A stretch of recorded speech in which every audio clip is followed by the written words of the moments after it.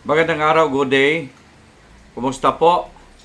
Welcome po sa ating episode.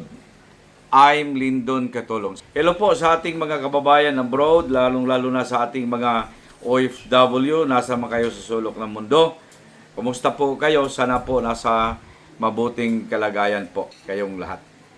Pag-usapan natin ngayong araw mga kaibigan, itong postponement po ng SK at barangay elections. Kasi po ito ang mainit ngayon na usapin. Dahil po sa hinihintay talaga itong SK and barangay elections. Ano po? Sapagkat nung bago nangyari ang May 2025 elections, naka-schedule na po ang SK and barangay elections.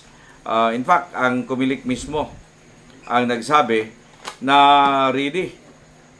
Ready na sila at sila po ay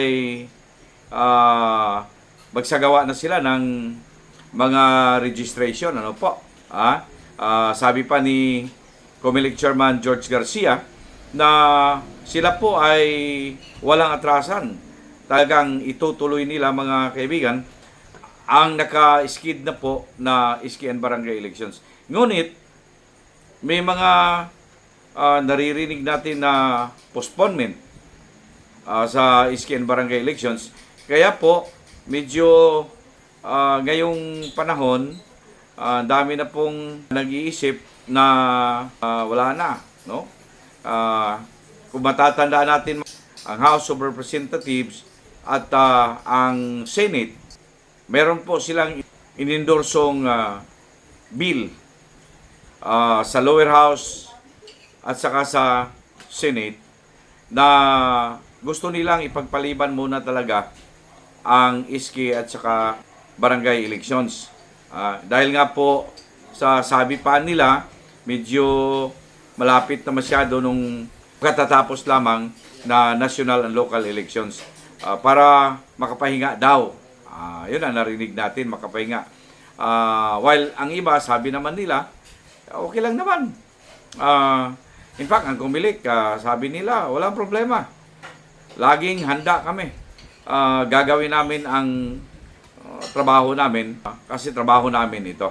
Pero di natin alam kung anong nasa isip talaga ng Congress at saka sa Senate kasi gusto nga nila, gusto nilang i-postpone.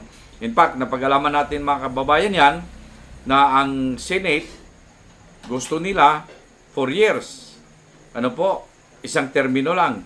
Samantala, ang Congress, kung hindi po baliktad, ang Congress gusto nila 6 years. Ano po? Isahan na lang. Isahan na lang ang gusto nila mga kababayan.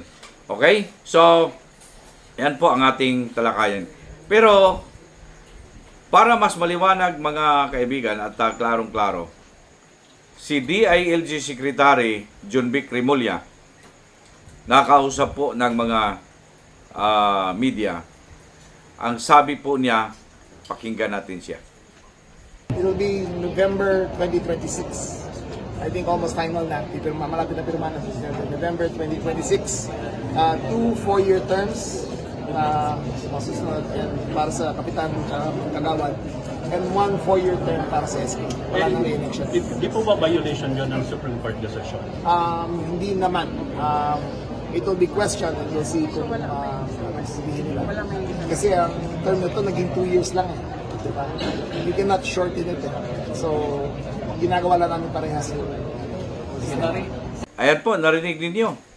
Meron silang proposal din.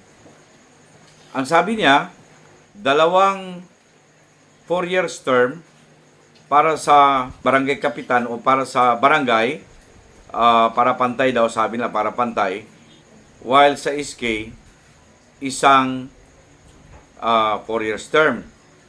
So, reading na sila sa postponement mga kababayan. So, matuloy na itong postponement na ito. Napakaswerte naman, ano? Ng ating mga nakaupo na mga barangay official sa ngayon. Kasi po ang eleksyon na sabi ni Secretary Remulla ay gagawin sa 2026. O, narinig ninyo kanina, mga kababayan, na mayroon talagang postponement. So kung ang DILG ay pumayag na at preparado na sila, ibig pong sabihin na siguro ito matuloy. Ano po. Pero naghintay talaga ang Comelec kung ano talaga ang pasya ng ating mga mambabatas, no? Alam niyo ngayong 28th Congress, mga kababayan, ang daming dapat pag-usapan diyan sa Senado at saka sa Kongreso. Lalong-lalo na yung statement ng ating Pangulo nang katatapos lang niya na SONA, mga kababayan. Challenge din yun. Ano po? Kailangan talagang mag-organisa ngayon ng grupo ang Congress kung paano nila gawin yung utos ng Pangulo, lalo-lalo na yung may mga napansin na siya na mukhang may korupsyon. On the part naman sa Senate, ay mag-isip din sila kung anong gagawin nila, mga kababayan, doon sa statement ng ating Pangulo. Kaya nga po, ang daming gawin pa ng ating mga mambabatas. So, hindi natin alam din kung ito ay ma-priority nila ngayong pagka nakapag-plastar na sila. Itong postponement talaga, mga kababayan, ng iski at barangay elections. Pero narinig na natin ang sinabi ng ating DILG Secretary. Siguro konting post na lang nila yun. Ano po? Well, yung mga barangay officials natin na nandiyan nakikinig ngayon, lalong-lalo na yung ilang beses na-extend, magtrabaho naman kayo. Ano po? Magtrabaho naman kayo. Hindi porket wala nang eleksyon ngayon, sa 2026 pa, next year na yan. Nitong mga panahon na ito, hindi muna kayo mag-perform ng tama, no? O ng wasto. Doon na kayo mag-perform ng malapit ng eleksyon. Huwag, hindi ganon. Tsaka mahiya kayo. Sabi na nga ng ating Pangulo doon sa na-discover niya, mga kababayan, na may palpak na mga project. Yung termino nga niya mahiya naman kayo. Ano po? Huwag ninyo hintayin na ganun din ang sabihin ng Pangulo. Baka gusto ninyong hintayin na naman ang Pangulo na sabihin niya, mahiya naman kayo, mga barangay officials, magtrabaho kayo. Hindi porket walang eleksyon, kung matutuloy nga yung sabi ni DILG Secretary Remulla, ay wala kayong gagawin. Mahiya naman kayo. Ano po? Kasi ito ang madalas natin narinig. Total naman, walang eleksyon Hindi po ba? Lalo-lalo na yung mga last termer. Yun ang hindi na pwede makapagtakbo, magpari-elect. Wag naman. Magtrabaho kayo. Mahiya kayo sa tao. Mahiya kayo sa mga constituents ninyo.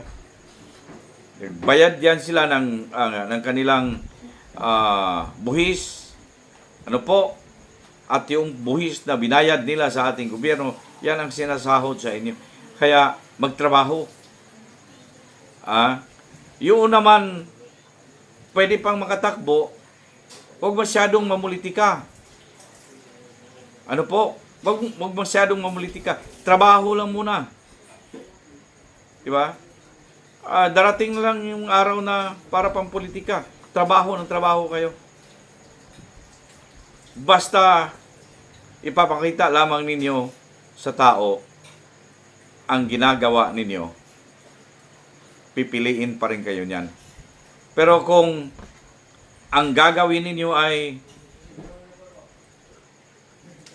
gusto lang ninyong kumuha ng sweldo o honorarium ninyo, mahiya naman kayo. Ano po? Mahiya naman kayo. So, again, para sa mga naghintay ng balitang ito, may proposal na ngayon o pinaghandaan na ngayon ng DILG na meron din silang proposal sa kanila na 2 4 years term, okay, para sa kapitan at saka kagawad. And isang 4-year term para sa SK. So, maliwanag tayo, mga kaibigan dyan, ha? Para hindi na tayo mag-isip ng kung ano-ano pa. Okay? For your comments, just write down below at huwag kalimutan mag-subscribe sa aking channel, Broadcasters Viewpoint. And huwag na makalimutan din mag-share and like naman kung nagustuhan ninyo. And don't forget to click the notification bell para lagi po tayong updated.